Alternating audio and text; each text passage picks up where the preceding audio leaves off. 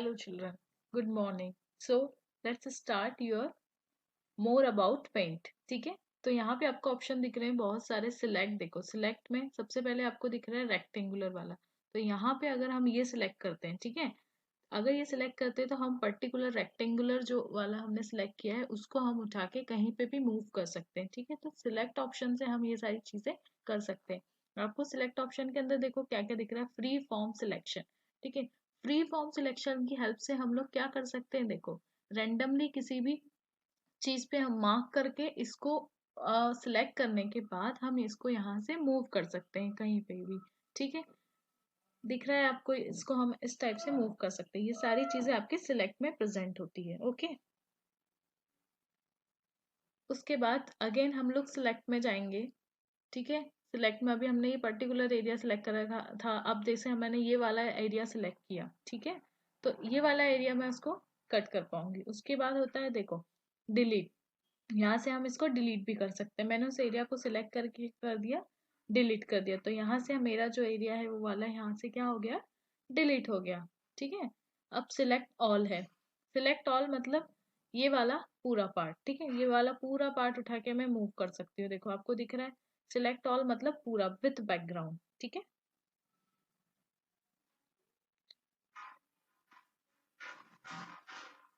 Now insert selection. देखो rectangular selection, again से rectangular selection मतलब जो सिलेक्शन होगा वो रेक्टेंगुलर होगा. ठीक है, वो पर्टिकुलर, और उसको इंसर्ट सिलेक्शन ये मैंने किया. रेक्टेंगुलर सिलेक्शन के बाद इंसर्ट सिलेक्शन. अब इंसर्ट सिलेक्शन क्या करेगा, उस पर्टिकुलर उसको हटा के बाकी को मूव कर देगा. जो रेक्टेंगुलर सिलेक्ट किया था उसको वही रहने देगा और बाकी के पूरे को मूव कर सकते हैं हम. ठीक है,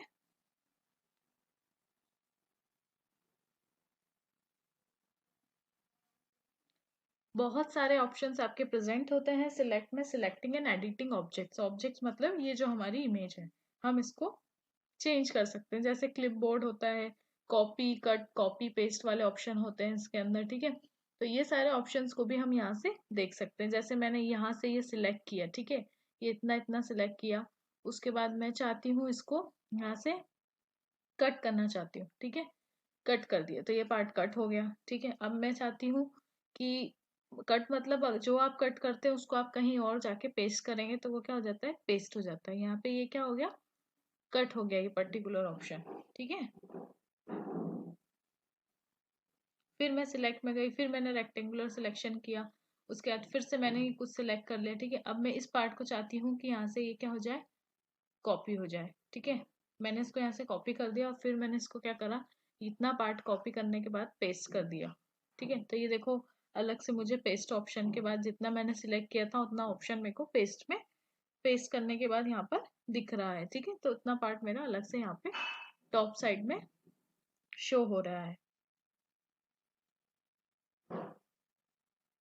ये होता है हमारा अंडू का ऑप्शन. कंट्रोल प्लस जेड मतलब कि पहले वाला एक्शन पे फिर से जाने के लिए हम अंडू यूज करते हैं, that is the control plus Z. ठीक है, और ये होता है हमारा redo option, control plus Y. ये देखो ये ऑप्शन आ गया, बट मैंने ये कर दिया तो ये रीडू और ये हो गया अंडू. ठीक है,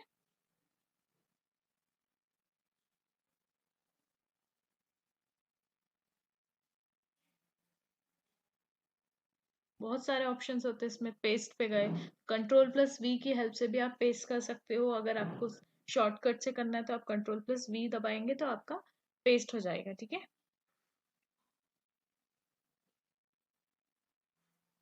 अब मैं चाहती हूँ कि पर्टिकुलर कोई इमेज इंसर्ट करानी है मुझे अपने डेस्कटॉप से. तो मैंने यहाँ से ये इमेज सेलेक्ट की, ओपन करी, तो यहाँ पे देखो ये वाली इमेज को उठा के हम लोग यहाँ से मूव कर पा रहे हैं. ठीक है, ये इमेज मैंने सेट करने के बाद क्या करा, इसको इमेज को अब यहाँ से मैं एडजस्ट कर सकती हूँ, इसको रिसाइज कर सकती हूँ. ठीक है, छोटा कर सकती हूँ इमेज को. इमेज को अगर मुझे बड़ा करना है तो मैं यहाँ से रिसाइज, जिसको हम क्या बोलते हैं, रिसाइज द इमेज. तो हम इमेज को एडजस्ट कर सकते हैं. ओके, इस एरो की हेल्प से.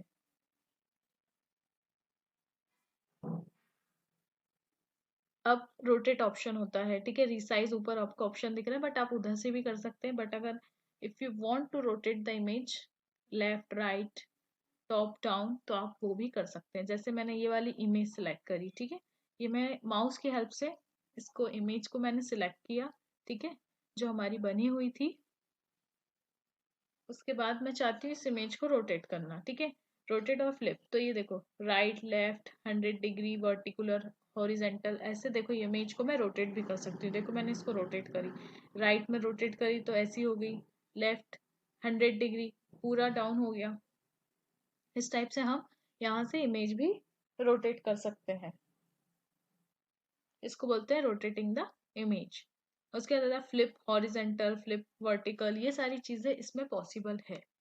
ओके, ये पूरी इमेज सिलेक्ट करेंगे हम लोग यहाँ से, देन हम क्या करेंगे, रोटेट कर देंगे उसको, फ्लिप वर्टिकल, वर्टिकल कर दिया तो इमेज ऐसी हो गई। तो हम ये सारी चीजें पेंटिंग में कर सकते हैं, ठीक है।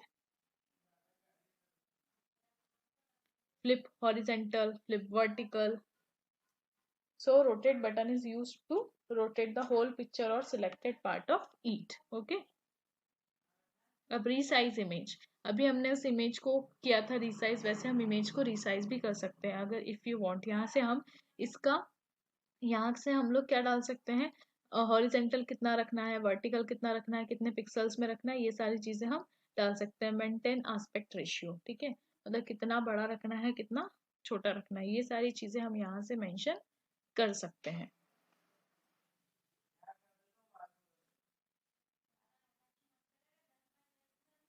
ठीक है, तो हम यहाँ से एस्पेक्ट रेशियो उसका मैनेज कर सकते। देखो इमेज स्मॉल हो गई, हमने उसका पिक्सल सेट कर दिया तो वो इमेज ऐसी दिखने लगी हमको। अब हम इसको मूव कर पा रहे हैं, ठीक है।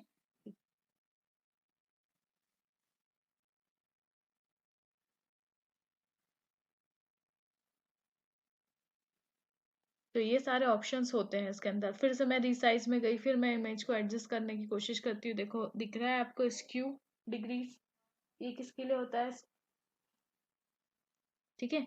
देखो हॉरिजेंटल 0 दिखा है अभी हमको, वर्टिकल भी। तो यहाँ से हम कुछ नंबर डालेंगे, जैसे कि मैंने 20 डाला, ठीक है, ओके कर दिया। देखो अब इमेज में कुछ चेंज आएगा, ये देखा आपको इमेज दिख रही है कैसी हो गई है। तो ये सारी चीजें भी इसमें पॉसिबल है, ठीक है।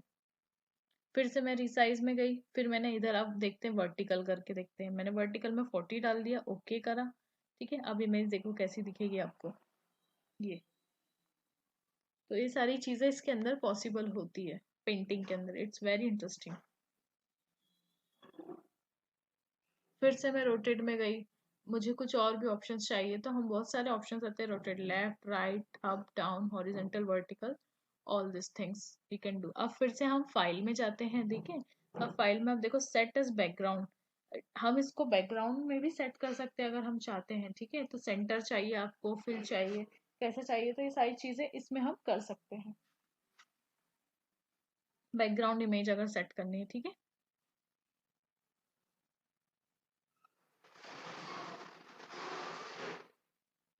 जैसे कुछ भी मैंने नाम डाल दिया सपोज, और मैंने इसको सेव कर दिया, ठीक है। सेव करने के बाद मैं क्या गई डेस्कटॉप पे, देखो डेस्कटॉप के बैकग्राउंड पे ये इमेज सेट हो गई। तो ये सारी चीजें भी इसके अंदर पॉसिबल होती है कि हम जो पेंटिंग बना रहे हैं वो वाली इमेज हम यहाँ पे सेट कर पाए बैकग्राउंड में, डेस्कटॉप बैकग्राउंड में, ठीक है। उसके बाद देखो यहाँ पे क्या क्या दे रखा है, सेंटर, ये सारे ऑप्शंस दे रखे हैं कि आप इसके अकॉर्डिंग भी आपका बैकग्राउंड इमेज का जो है सेट कर सकते हो। लेकिन इमेज को बैकग्राउंड में सेट करने से सबसे पहले हमको इमेज को सेव करना होता है, ठीक है। उसके बाद देखो व्यू, अब व्यू में भी बहुत सारी चीजें होती है आपकी,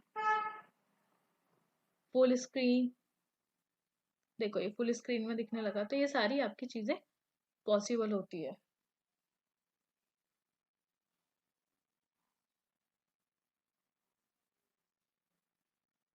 जूम कर सकते हो, जूम इन कर सकते हो, जूम आउट कर सकते हो, जूम करके देख सकते हो उसको आप पर्टिकुलर,